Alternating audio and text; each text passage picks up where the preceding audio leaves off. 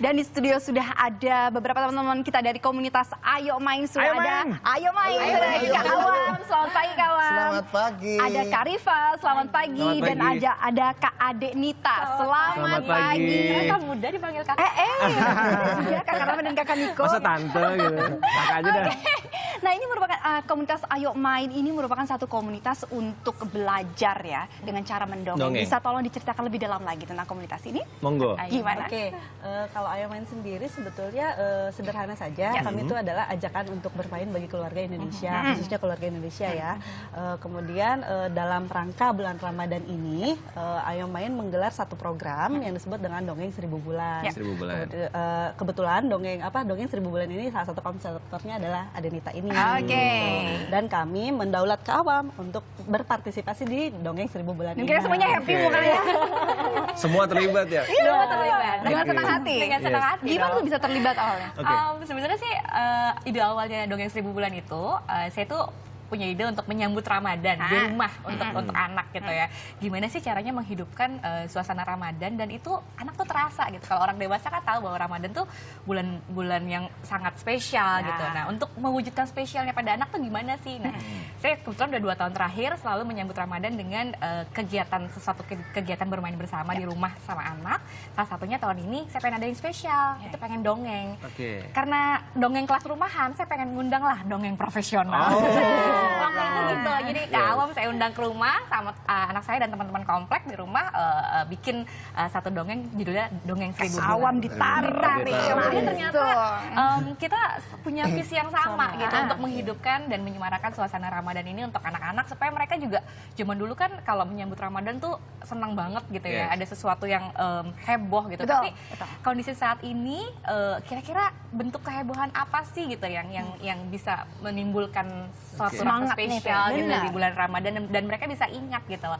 Kalau zaman dulu kan misalkan main beduk bareng-bareng. Betul. Sekarang mungkin kita agak udah masa kini nih gitu. Dengan kekinian ini kira-kira apa sih gitu loh yang bisa Oke. dikenang oleh anak-anak bahwa oke ini menyambut Ramadan gitu. Oke. Awam sendiri bagaimana nih efektivitas, efisiensi untuk menyampaikan message melalui dongeng? Ya. Ya, jadi dongeng itu kan sebetulnya satu bentuk komunikasi persuasif.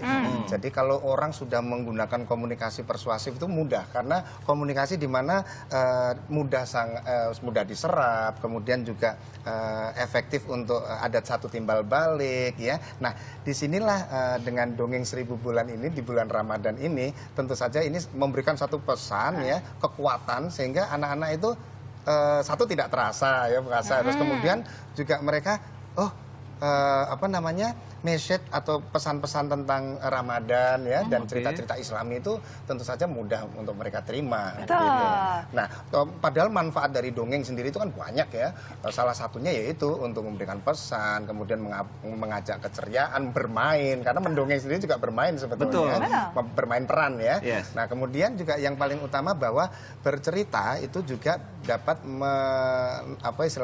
dapat memberikan satu stimulasi anak ketika anak dalam kondisi dan situasi tertentu. Nah, contohnya misalnya menangani keadaan darurat lah. Anak yang lagi lemes diceritain. Benar. Nah, orang tua kadang-kadang kan udah tahan sebentar lagi 2 jam lagi gitu. Nah, ini lebih baik digunakan mendongeng ya 1-2 menit ya. Cukup lah seperti tadi kan itu cuma 2-3 menit lah ya. Seperti itu. Jadi menangani situasi-situasi darurat pada anak-anak. Oke. Menangis rewel dan lain sebagainya. Ada tipsnya mungkin untuk para orang tua yang kesusahan mendongeng atau lebih ke diam gitu? Awal mulai untuk bisa Iya, benar. menjadi Gimana tuh? dongeng.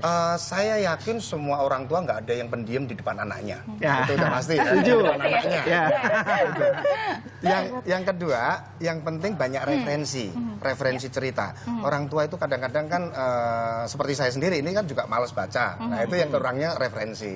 Nah, tetapi jangan khawatir bahwa mendongeng atau bercerita itu sebetulnya tidak harus dari referensi dongeng, buku-buku, tetapi dari pengalaman hidup. Oke. Dulu waktu kecil, ayah waktu puasa itu ada anak kecil loh.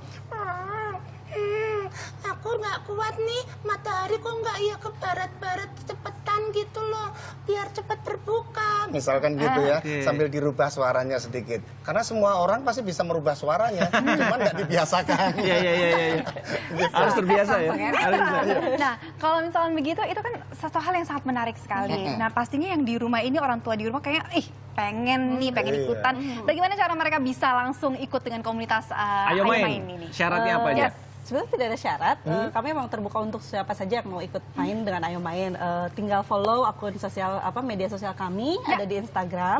Kami setiap hari berbagi ide-ide bermain seperti apa. Termasuk di bulan Ramadan ini kami ya sharing dongeng-dongeng Islami. Gitu kan. Kemudian juga kami ada di Facebook juga, di fanpage kami, dan terakhir ada Twitter. Jadi silahkan follow akun sosial media sosial kami dan bergabung bersama kami. Apa tuh akan Ayo Main @ayomain untuk Instagram, dan di fanpage Facebooknya juga Ayo Main. Ayo main. Ayo Oke, main. ayo ikut. Kita harus pakai suara, gimmick suara. Ayo ikutan. Jangan udah lama-lama ya. Nanti ketinggalan lagi. Biar jadi Mungkin gini, yang sebelah kakaknya, ayo kita ayo main, Ayo main. ayo main, gitu. Ayo main ya. Jangan ketinggalan lagi. Iya, biar kita punya anak-anak yang berprestasi. Seperti anak yang berprestasi ya. Terima kasih teman-teman. Terima kasih. Sama.